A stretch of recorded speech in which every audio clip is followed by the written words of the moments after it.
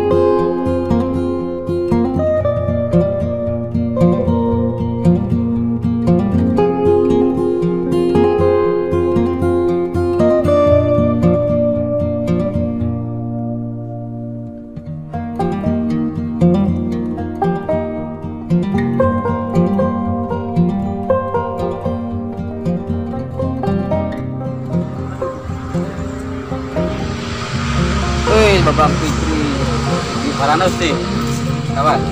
Lagi apa ini? Potong cuko ya. Tajam-tajam begini. Kalau begini suara nih kalau sendirian nih. Aduh. Banget sih. Ini kalau segini berapa tahun berarti? Kalau anak-anak mungkin pengen tahu belok segini gini usianya berapa tahun biasanya? Kalau Kipan pribadi sih emang segini kecil, tapi umur udah 4,5 tahun. 4,5 tahun ya, hampir bisa 5 tahun bisa juga ya kalau ya normal tumbuhnya gitu ya. Kalau normal memang kalau di alam pasti gede. Jadi sahabat RL, beliau ini adalah anggota dari RLCS. Dia adalah kiper akuator khususnya gitu. Ya, tapi dia juga termasuk binatang yang lain, tapi ya cuman dia cenderung lebih jeli, lebih apa namanya, lebih teliti ngurus alfa daripada yang lain. Jadi makanya aku bilang kiper sahabat adalah dia. Jadi dia punya piaraan, ini dia dan kesayangan dia juga yang lain ada disimpan di dalam. Nah ini gimana kalau kita ke habitatnya langsung, yuk kita lihat populasi di sini masih banyak nggak? Oke, ayo siap, banyak mas. Di sana juga paling di daerah itu juga banyak di sungai. Dekat sungai ya. Jadi sahabat, kita rencana akan ke habitat langsung daripada Varanus sabater ini. Kita akan meluncur ke sungai, mungkin kita cari di sana. Oke, ayo. Masih banyak. Siap. Oke, siap ya, kita jalan yuk. Siap, ayo. Sip, mantap.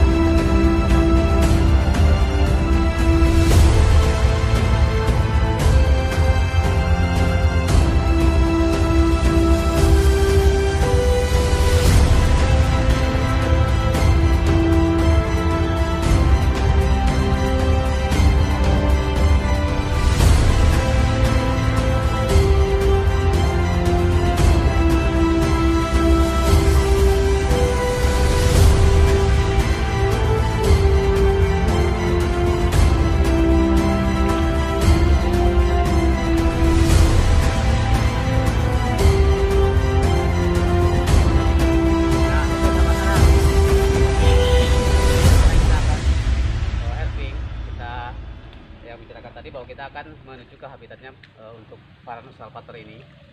Kita sudah ditemani Fikri Varanus. Beliau adalah seorang kiper salva di Aral Community. Jadi dia cenderung lebih suka mengurus salva maupun masalah pelestariannya. Nah, sahabat Aral, di sinilah rencana kita akan herping, kita akan mencari spesies satu ini, biawak air atau Varanus salvator, karena secara tempatnya potensial banget. Jadi di pinggir-pinggir sungai gini biasa mereka hidup. Terus lubang-lubang kayak gitu, nah itu kemungkinan menjadi sarang mereka. Keduanya jadi sarang tikus yang akan jadi mangsa dia. Jadi kemungkinan ada tuh kayaknya gede banget. Kalau memang pelestariannya masih terjaga dan populasinya masih di sini. Jadi sahabat, ikut terus perjalanan kami hari ini. Yuk kita cari.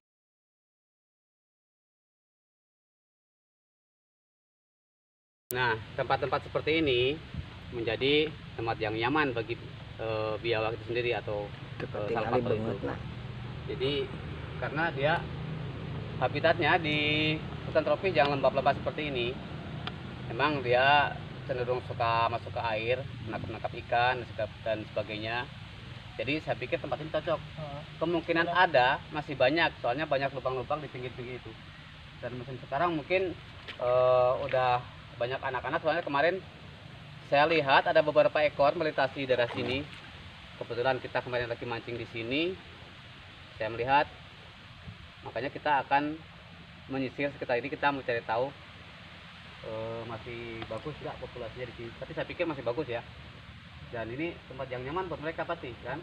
Kalau pagi hari mungkin ada berjemur di sini, kadang kayak gitu. Di dalam sini. Paling jam-jam sekarang paling dia naik ke atas untuk cari makan. Jadi kita jalan pinggir-pinggir yuk. Ayo jalan yuk. Men,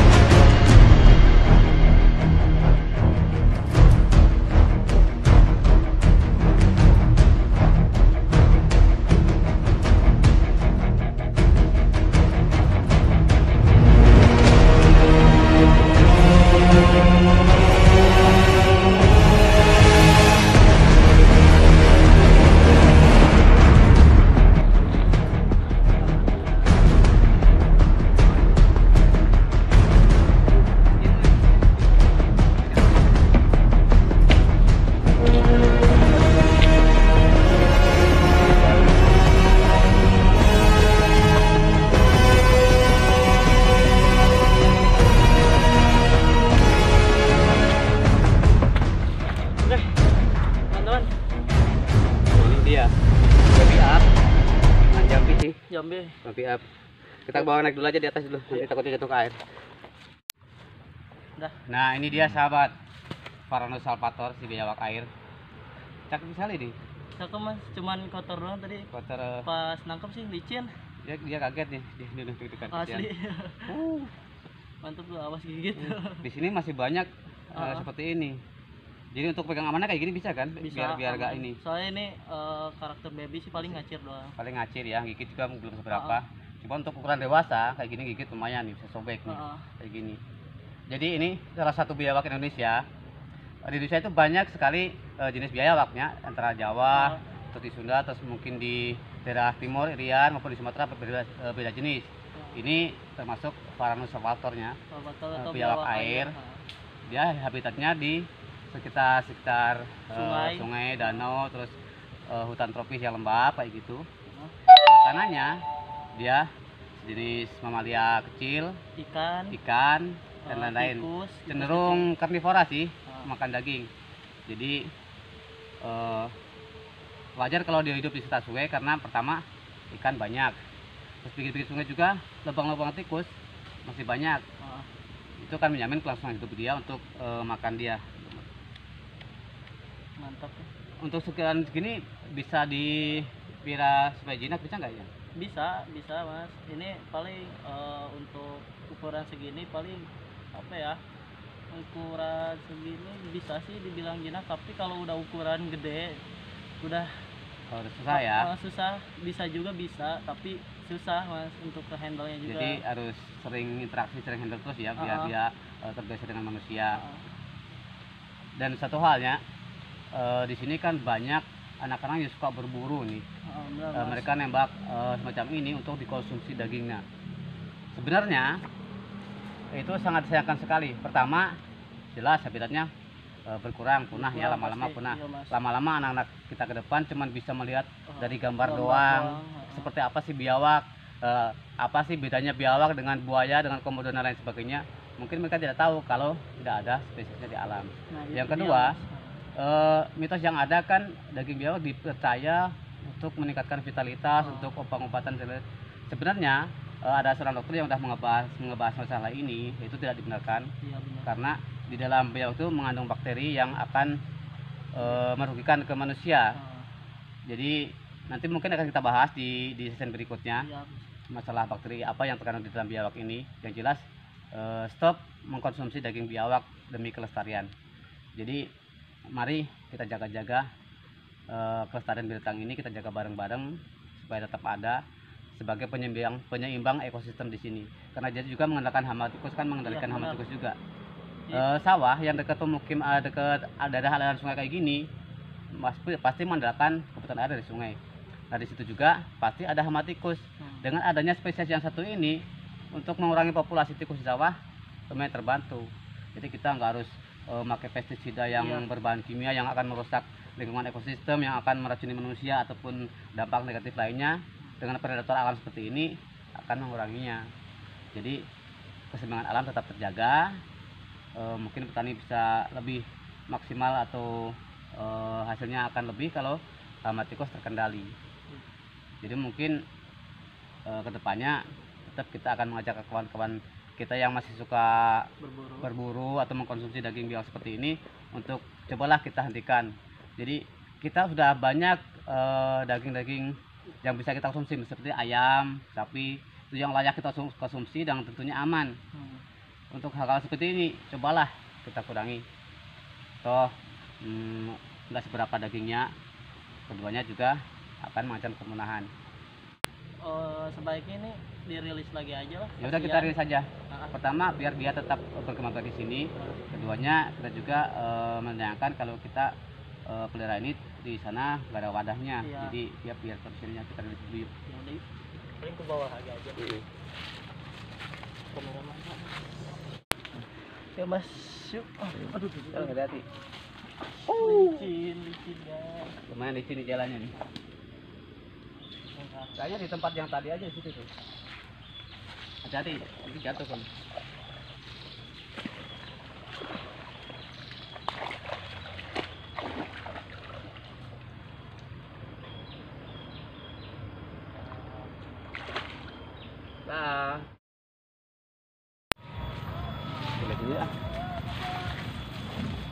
bapak di sini. Kita akan lihat bapak itu. Kita lihat di sana. Mungkin dia lagi cari apa? Kita cari dulu.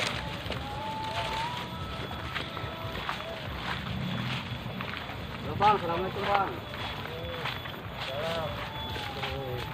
Lagi ngapain nih? Biasa lagi bersih-bersih nih, bersih-bersih sampah. Sampah ya? Aduh, pada parah nih. Jadi Dulu mah nggak kayak begini, lagi ngapain nih mas? inilah sahabat. Oh ya kenalkan, kita dari komunitas Aral CS. Oh, Kita tadi sih nyari biawak, kalau bahasa anak kami salvator ya. mau diapain itu? Ya kita meneliti, jadi Oh, masih banyak gak populasi di sini. Saya dengar-dengar banyak anak-anak pada buru. Tapi masih suka kelihatan ada satu dua tas ini ya. jarang sekarang mah. Jarang. Dulu mah banyak di sini tempatnya bayawak tuh. Iya, secara ini mah tempatnya kayak gini. Dia suka tempat kayak gini. Habis pada ini diambil-ambilin sama anak-anak Oh, ini, ditangkap. Bang. Iya. Apa buat dimasak apa? Iya, buat dimasak, dimakan. Nah, sahabat, seperti ini nih cerita dari bapak. Dengan bapak siapa? Kalau boleh tahu? Bapak Edi. Bapak Edi, orang setempat. Katanya dulu itu banyak sekali biawak di sini berkeliaran. Kita senang lihatnya lah, dia lintas ke kali yang lagi masih bening gitu. Nah sekarang dengan maraknya perburuan kayak gini, sudah mulai tidak ada kan ya Pak ya? Iya.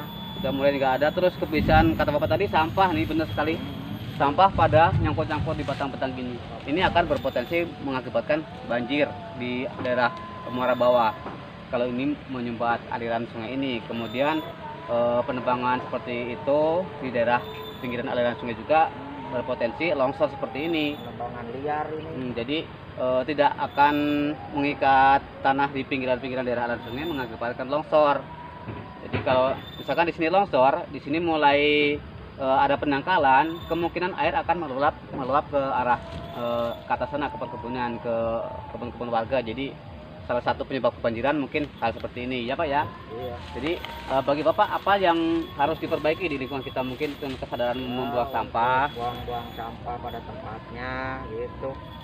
Oke, jadi jangan asal-asal tebang-tebangan liar tuh di pinggir kali gitu. nah betul sekali. Jadi jangan membuang sampah sembarangan apalagi di daerah aliran sungai seperti ini. Iya. Terus untuk biawak sendiri Pak, barangkali ada saran dari Bapak. Jangan pada ditangkepin lah, kasihan gitu. Kamera sini bisa wawancara dengan Bapaknya.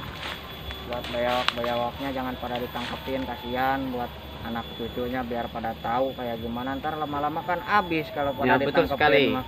Jadi kemungkinan anak cucu kita ke depan tidak bisa Iya. melihat biawak atau Parus ini lagi karena sudah selalu sering ditangkap secara liar kayak gini. Contohnya sendiri mungkin binatang-binatang purba yang dulu, waktu dulu kala itu banyak sekali, cuman karena proses evolusi terus kerusakan alam, terus dengan kejahilan manusia akhirnya punah, dan sekarang kita tinggal bisa melihat di gambar ataupun di film-film saja. Dan tentunya hal ini sangat disayangkan Pak ya. Iya. Jadi kita berharap mungkin Bapak juga bisa ngasih saran ke anak-anak muda yang suka berburu supaya Supaya jangan jangan pada ditangkepin gitu. Jadi lama-lama kan habis gitu. betul sekali, lama-lama habis. Lama habis. Tapi mungkin Bapak tahu sebenarnya itu memang benar dipasak diambil dagingnya, Iya, dipasak, diambil dagingnya katanya buat obat katanya. buat obat. Jadi semacam Buat ini gatel katanya gitu. mitos yang berada memang Iya. daging biawak ini dipercayai bisa mengobati penyakit gatal ataupun buat obat. Tapi bagi kami itu jauh sih dari hasil riset. Soalnya kemarin ada seorang peneliti dari dokter yang menyatakan bahwa di dalam daging biawak itu ada kandungan bakteri ya.